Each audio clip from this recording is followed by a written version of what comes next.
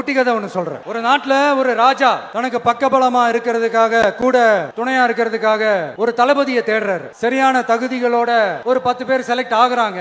ஆனா அதுல ஒருத்தர் மட்டும் தான் செலக்ட் பண்ணணும். அதனால அந்த ராஜா என்ன பண்றாருன்னா ஒரு டெஸ்ட் வைக்கிறார். அந்த 10 பேர் கையிலையும் விதை நெல்லை கொடுத்து இதை நல்லா வளர்த்து கொண்டு வாங்க, ஒரு 3 மாசம் கழிச்சு வாங்கன்னு சொல்லி அனுப்பி வச்சிருக்காரு. 3 மாசம் கழிச்சு வரும்போது அதுல ஒருத்தர் ஆளு உயரத்துக்கு வளர்த்திருந்தாரு, ஒருத்தர் தோல் உயரத்துக்கு வளர்த்திருந்தாரு.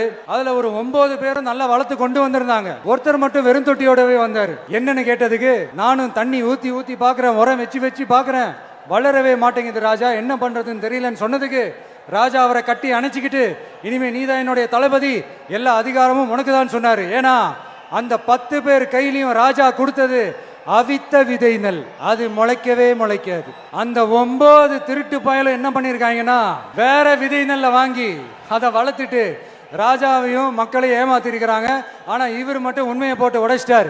அதனால ஒரு நாட்டுக்கு திறமை எந்த அளவுக்கு முக்கியமோ அந்த அளவுக்கு உண்மையும் நேர்மையும் முக்கியம்.